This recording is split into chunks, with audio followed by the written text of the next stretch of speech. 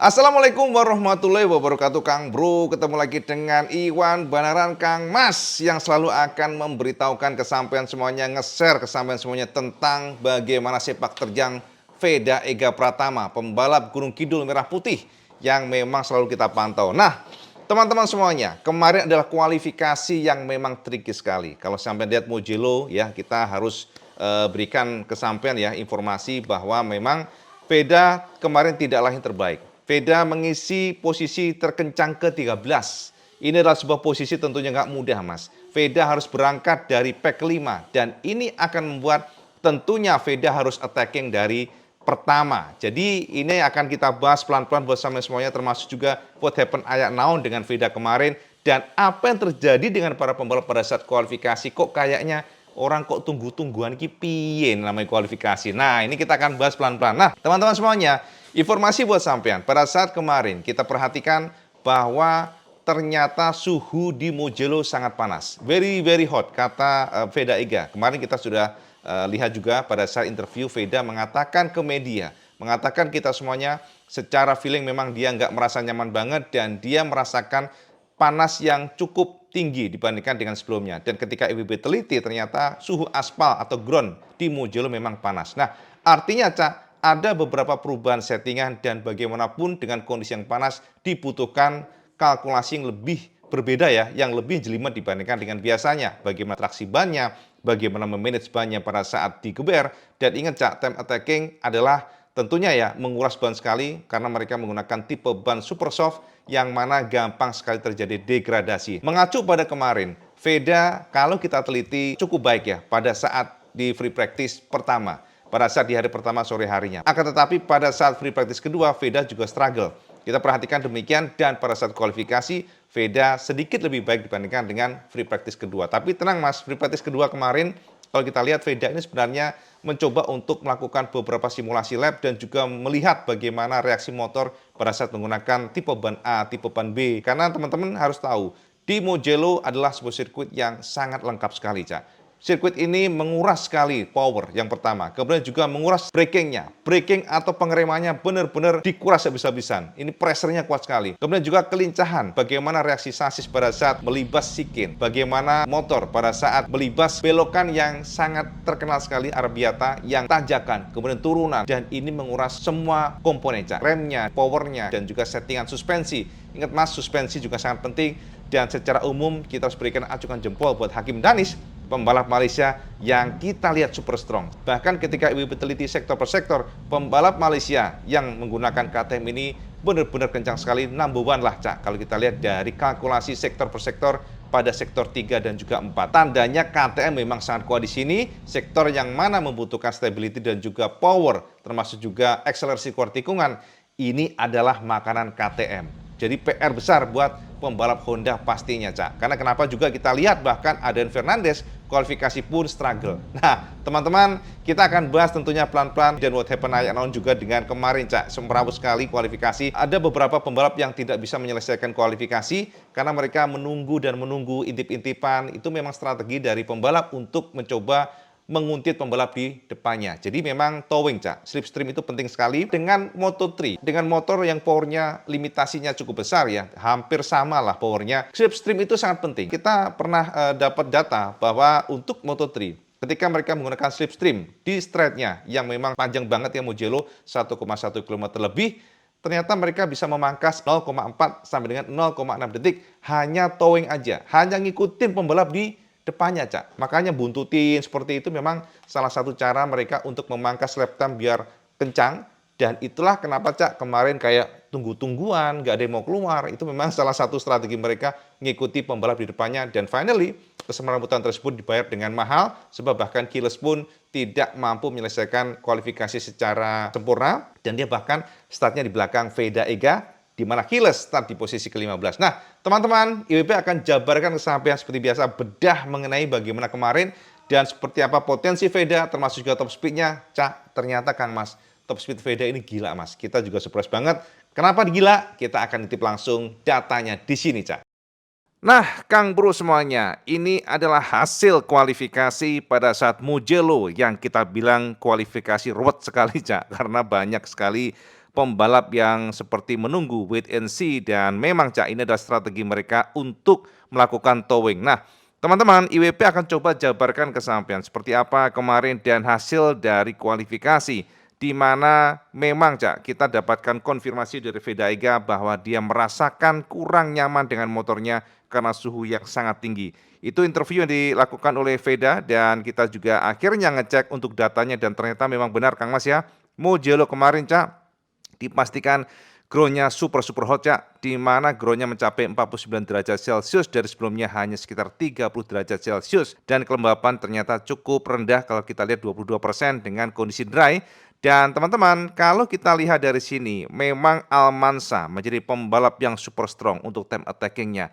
Dan kita juga harus berikan acungan jempol buat pembalap Malaysia Hakim Danis yang menunjukkan kekuatannya. Dan teman-teman, memang jika kita perhatikan Hakim kemarin seperti sangat confident dengan motornya. Tidak ada shaking dan ini tentunya berkaitan dengan dari mekanik dan timnya yang sepertinya menemukan sesuatu sehingga motornya super stabil.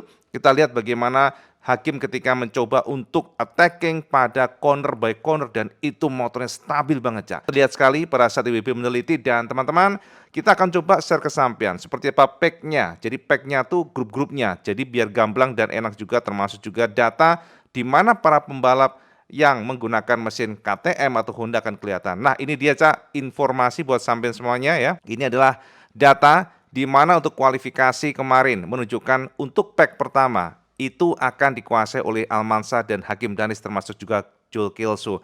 Jadi Kelso memang super strong ya dari kemarin kita lihat bahkan pada last corner juga, pada T4 maksudnya ya, pada last sector maksudnya Jules Kelso sangat strong dan teman-teman ternyata Kelso juga menorehkan waktu yang sangat baik sekali. Kelso adalah pembalap Honda yang mampu masuk top 3 dan juga ada nama Jesus Reyes yang juga akhirnya start di posisi kelima. Jadi teman-teman, jika kita lihat dari sini kekuatan dari para pabrikan cukup rata, Cak. Dari KTM, Honda, semuanya ada. Almansa pertama, Hakim Danis kedua, Jules Kelso ketiga, Brian O'Riordan keempat dan 5 Jesus Reyes. Akan tetapi IWB juga cukup penasaran dan juga cukup surprise ketika kita melihat Fernandes yang menggunakan motor tentunya ya, motor dikatakan Honda terbaiknya karena Honda Eropa memang memiliki spek yang kita katakan ya mekaniknya Jos Gandos semuanya, Cak. Dan kita surprise bahwa bahkan sekelas Fernandes pun hanya start di posisi ke-9, Cak. Artinya Mas memang untuk tantangan besok tidak mudah, Cak. Sebab KTM super strong, kita sudah share ke sampean bagaimana sejarahnya di mana KTM ini menguasai Mugello, tapi tenang Mas, jangan khawatir bagaimanapun jika kita lihat ada kans atau potensi dari Veda. Nah, kembali lagi kita lanjutkan untuk posisi 10 atau pack keempat, Cak.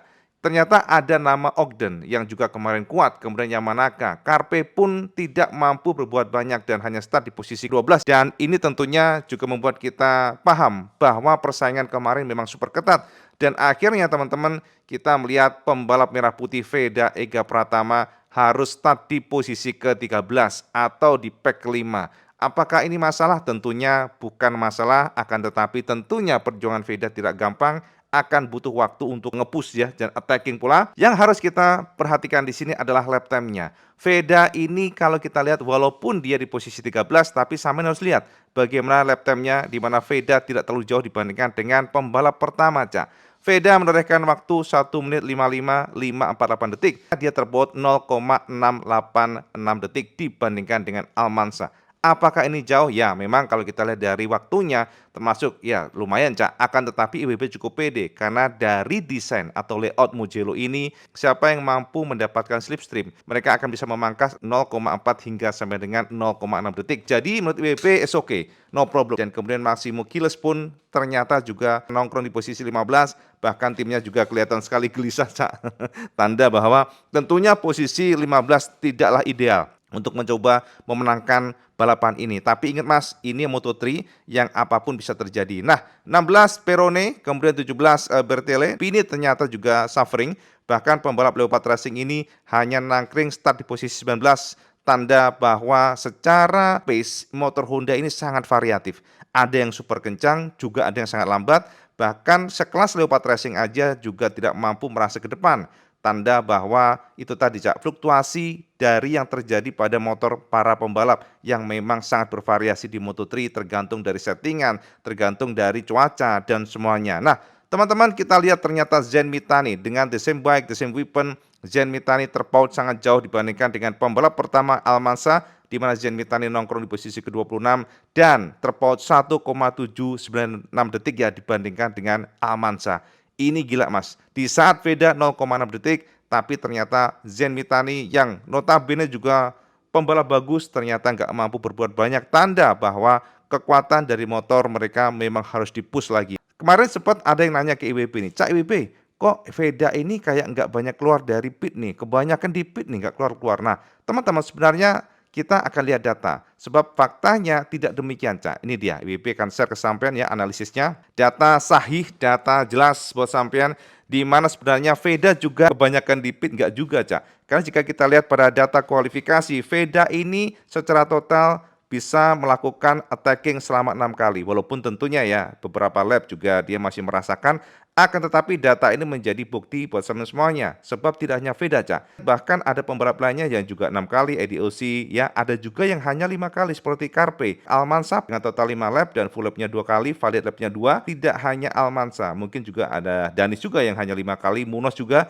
Jadi kalau kita berpikiran bahwa Veda kebanyakan di dalam pit, enggak juga, karena data ini menunjukkan Veda memutari atau mencoba melakukan putaran selama 6 kali. Jadi memang ya cukup banyak Cak. Nah pertanyaannya kenapa banyak di dalam? Itulah yang disebut strategi, itulah kualifikasi, dan tidak bisa asal nge-push dan nge-push, semuanya berkaitan dengan yang pasti ya preparation untuk bannya, kemudian juga bagaimana untuk pembalap di depannya, ini penting sekali. Di Moto3, slipstream itu sangat penting, towing sangat penting, dan itu yang kita lihat. Nah teman-teman untuk Veda ini kemarin memutari 6 putaran dan valid lapnya 2, sayang sekali Cak, Veda menorehkan best lapnya itu di lap ketiga Cak, di sini Cak. Nah sayang sekali pula Veda pada last lap kasarannya Cak tidak mampu untuk mengkoreksi lagi atau improve lagi gara-gara kesemrawutan. Ya memang kalau kemarin banyak sekali pembalap wait and see dan itu membuat kacau semuanya, bahkan Gilles pun harus puas di posisi ke-15 dan dia hanya bisa berputar 5 kali. Gilles menorehkan best lapnya pada lap ketiga. Jadi ini adalah gambaran kesamaan semuanya bahwa Veda Ega Pratama secara lap time sebenarnya nggak jauh-jauh amat dibandingkan dengan pack depan ya teman-teman. Jadi nggak usah khawatir, IWP sangat pede tentunya terkoreksi selama pada kondisi normal, selama tidak ada crash atau selama tidak ada hal-hal yang nggak diinginkan, IWP cukup pede, nantinya Veda akan merasa ke depan. Nah teman-teman dari sini Cak kita akan intip bagaimana lewat. Nah ini dia Cak, yang paling penting bagi IWP adalah best parcel time. Ini juga sangat penting sekali, very important, dan teman-teman IWP juga surprise ternyata pada T1 Cak, ternyata memang Veda kesulitan pada T1. Ini adalah sebuah data yang bisa IWP share ke sampean semuanya, dan Veda hanya nongkrong di posisi 16 terkencang. Ini adalah bukti kembali lagi Veda masih belum merasa nyaman dengan motor. Belum tentu ketika menggunakan ban soft ya super soft seperti pada saat kualifikasi, maka pada saat race-nya nanti akan gak nyaman. Semuanya akan kita lihat, dan Veda dari kacamata IWP adalah pembalap yang adaptif. Dia sangat suka ya dengan kondisi ban medium, dia juga suka. Artinya kalau dari kacamata IWP, oke, T1 mungkin dia nggak pede ya. Sekali lagi T1 ini memang berbeda dibandingkan dengan biasanya. Di mana Veda biasanya very strong di T1, tapi di Mugello dia malah di belakang. Dia bukan pembalap terbaik. Di sini T1 menguasai adalah Almansa, artinya secara stability braking dan juga ada sikin. Nah ini dia Cak, IWP akan share ke samping ya. T1 ini di sini Cak. Nah ini adalah titik di mana dibutuhkan pengereman keras ya. Kemudian pembalap harus melakukan bantingan sikin ya 2-3, dan di sini nge-push lagi, dan rata-rata memang yang menguasai atau betul-betul nyaman dengan kondisi sektor ini adalah KTM dibandingkan dengan Honda. Walaupun Honda nggak jauh, tapi yang menguasai pertama rata-rata adalah pembalap KTM. Nah, kita kembali ke sini. Untuk T2, bisa kita lihat ternyata Veda terkoreksi sedikit. T2 ini Veda di belakang Munoz, dan bahkan lebih cepat dibandingkan dengan Carpe, Perone, dan juga Gilles. Ini juga surprise bagi IWP. T2 ini ternyata yang menguasai adalah motor Honda, Cak, di mana Adrian Fernandez menjadi pembalap terkencang, disusul oleh Kelso. Kita acungkan jempol buat Hakim Danis yang ternyata juga merangsek di posisi ketiga. Ini adalah tanda bahwa Hakim sangat nyaman dengan KTM di Mugello ini. Timnya seperti menemukan sesuatu sehingga settingan membuat Danis bisa ngepush sekali motornya dan minim goyang. Itu yang penting, Cak. IWB sudah lihat beberapa kali tayangannya dan Danis ini memang di Mugello pada saat kualifikasi gila Mas, minim spin, minim goyang. Dan ini congratulations lah buat timnya yang mampu meracik motor KTM dari Danis menjadi super stabil. Nah, teman-teman Morelli, Esteban selahnya dan kita lihat di sini untuk Veda Eka Pratama ternyata nongkrong di posisi terkencang ke-11 dan ini nggak jauh Mas. Sekali lagi not so far. Jadi kalau sampean bingung ataupun khawatir nggak usah khawatir. Dan kita lihat di sini ya, ini adalah yang kita katakan T2 teman-teman semuanya dan setelah itu T3. Nah ini Cak, T2 ini juga sama ya, mirip ya, memang kestabilan motor, agility, kelincahan itu semuanya berkaitan dengan apa yang harus dilakukan di sini untuk meraih hasil yang positif. Dan jika kita lihat di sini pada T3 ternyata yang menguasai adalah Hakim Danis. Ini Arabiata dan teman-teman luar biasa, pembalap Malaysia ini menunjukkan super strong. Sekali lagi kita berikan acungan jempol dan di sini Veda kesulitan. Ini beda ya dibandingkan dengan sebelumnya Cak. Pada T3 Veda sangat kencang di sana, akan tetapi pada kualifikasi kemarin ternyata Veda malah justru anjlok di posisi ke-14 Cak. Tapi teman-teman kalau sampai komparasikan apakah Veda buruk? Enggak juga. Karena Kiles pada T3 ini juga yang pembalap sangat strong ya, juga sangat kesulitan. Termasuk Adrian Fernandez. Bahkan jika kita lihat rankingnya di sini Cak, memang Veda Ega Pratama lebih bagus dibandingkan dengan pembalap Leopard Racing yang ya kemarin menguasai sekali. Jadi memang kompetisi persaingan pada saat kualifikasi kemarin sangat ketat. Nah, pada T4 kembali lagi Cak, ternyata Hakim Danis juga menguasai. Jadi Hakim Danis menguasai T3 T4, very strong, sangat bagus sekali pembalap Malaysia ini dengan KTM-nya. Dan kalau kita lihat T4 ini ternyata teman-teman semuanya, Veda nggak banyak improve, Veda nongkrong di posisi ke-15 Mas. Lihat nih ya, 15 dan ternyata jika kita perhatikan dari jabaran ini teman-teman, maka Hakim Danis menjadi penguasa dan Veda Ega Pratama secara ideal time-nya hanya nangkring di posisi ke-16. Apakah sampai khawatir? Nggak usah khawatir Cak, tapi sekali lagi memang ini adalah gambaran pace dari pembalap yang menggunakan mesin dengan ban softnya Cak. Dan gambaran kesampaian semuanya bahwa time attacking memang super strong Hakim Danis dan Adrian Fernandez menguasai pada T2 sementara Almansa T1, sementara Veda nyaris semua sektor ini memang harus berjuang keras. Nah teman-teman pertanyaannya, mungkinkah kesulitannya T1 adalah gara-gara top speed motornya yang kurang? Nah ini fakta yang sampai harus tahu Cak. Ternyata Honda Asia sudah mampu melakukan tugasnya, sudah mampu nge-push untuk powernya dan ini Cak hasilnya Mas. Yes, ya kan, sampai pasti kaget bahwa ternyata yang menguasai top speed kemarin justru motor Veda Mas. Jadi Honda Asia menjawab semua kritik kita. Honda Asia berusaha keras menambah horsepower dan settingan mapping dan lain sebagainya. Dan di sini terlihat sekali bahwa Veda menjadi pembalap terkencang top speednya. Mesin Honda the most powerful bike di sini, di mana Veda menorehkan top speed 248,8 km per jam. Sementara Eddie Osi 248,2 km per jam. Jadi memang mesin Honda semuanya di sini Mas. Lalu kemudian teman-teman, yang sampai harus tahu adalah ternyata setelah itu KTM dan yang paling terakhir justru mesin dari KTM pula 291,6 km per jam. Justru teman-teman IWB mempertanyakan ini. Karena ketika kita lihat ketika Veda powernya nambah 248,8 km per jam, tapi yang menjadi masalah adalah ternyata justru Veda pada fast corner, pada beberapa tikungan ini agak lambat dibandingkan dengan sebelumnya. Jadi memang kalau kita ngomongin mengenai teknis, tidak selalu top speed tertinggi itu akan membuat motor nyaman. Nggak selalu, Cak. Jadi bisa saja ya teman-teman dari horsepower-nya dan juga bisa dari slipstream.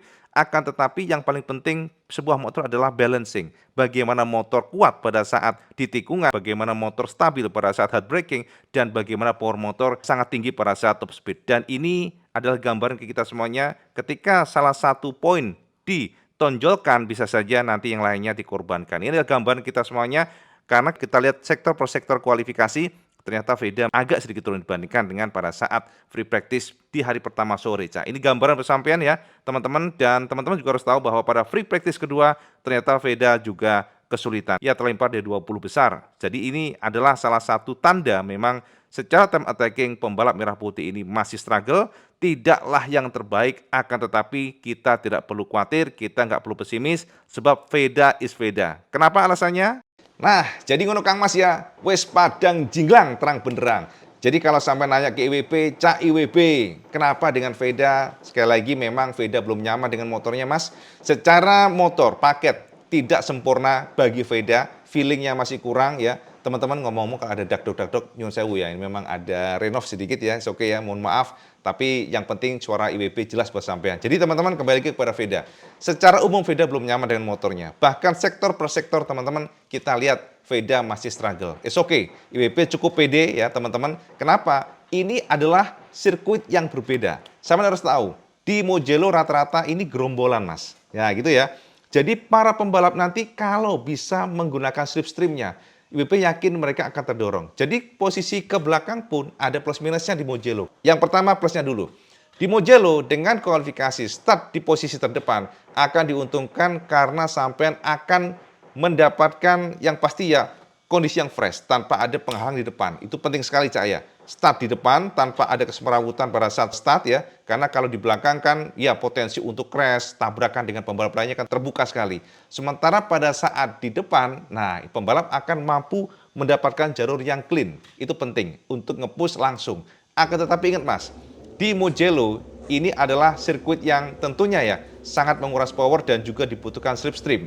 Dan Mugello ini yang menarik dari kacamata kita histori masa lalu, para pembalap di belakang diuntungkan dengan slipstreamnya. Jadi ada yang namanya hambatan, ya maksudnya dragnya ya, drag dari anginnya akan lebih minim dan itu membuat mereka akan terdorong ke depan. Jadi kalau dari kacamata IWB, plusnya demikian, tapi juga ada minusnya di mana pembalap depan akan gampang dikejar kalau nanti ada pembalap yang slipstream di belakangnya. Jadi ini adalah salah satu sirkuit yang menarik tentunya akan ada terjadi fighting, akan terjadi pertempuran. Yakin kalau nanti Veda bisa start dengan bagus, Veda tidak ada sodokan atau tidak ada hal-hal yang extraordinary, jatuh atau crash sampai jangan sampai, maka IWB cukup pede Veda ini akan mampu merasa ke depan. Jadi nggak usah khawatir Mas.